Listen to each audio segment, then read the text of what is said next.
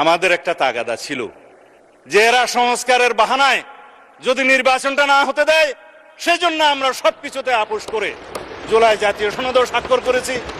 আমরা একত্রিত হয়েছি, সমঝোতা হয়েছে এবং নির্বাচনের স্বার্থে আমরা অনেক কথা বলি নাই। আপনি কি আজানের অপেক্ষায় আছেন? আচ্ছা চালান, আজান পর্যন্ত বলেন। ঠিক আছে, মানে খাঁটি প্র্যাকটিসিং মুসলিম তো আজান দিলে নিজে নিজেই বন্ধ হয়ে যাবো। যাই হোক, মাননীয় স্পিকার, আমি আসলে বলতে চেয়েছিলাম সংস্কার হচ্ছে একটা চলমান প্রক্রিয়া। এই সংস্কার শহীদ রাষ্ট্রপতি জিয়াউর রহমানের সময় শুরু হয়েছিল, দেশনেত্রী বেগম খালেদা জিয়া এটা টেনে নিয়ে গেছেন এবং জনাব তারেক রহমান এই সংস্কারের প্রস্তাব দিয়েছেন, 71 দফা প্রণয়ন করেছেন। আমরা নির্বাচনী ইশতেহারে সেটা ধারণ করেছি।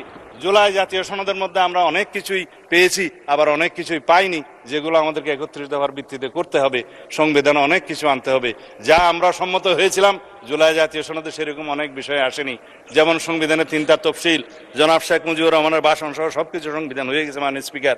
এগুলো আমাদেরকে তো বিলুপ্ত করতে হবে। পঞ্চদশ সংশোধনীর সমস্ত তফসিলগুলো 5, 6 এবং 7 তফসিলগুলো আমাদের বিলুপ্ত করতে হবে। একমত হয়েছিলাম, সনদে আসে নাই, একটা বাদ গিয়েছে।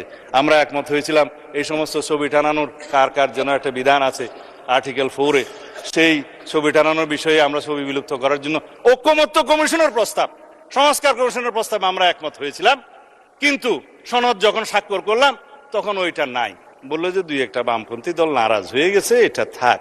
তাই বললাম এখানে যদি আপনারা খুশি করার জন্য সনদ স্বাক্ষর করেন তো করতে পারেন, কিন্তু মাননীয় স্পিকার আমাদের একটা তাগাদা ছিল যে এরা সংস্কারের বাহানায় যদি নির্বাচনটা না হতে দেয় সেজন্য আমরা সবকিছুতে আপোষ করে জুলাই জাতীয় সনদেও স্বাক্ষর করেছি। আমরা একত্রিত হয়েছি, সমঝোতা হয়েছে এবং নির্বাচনের স্বার্থে আমরা অনেক কথা বলি নাই।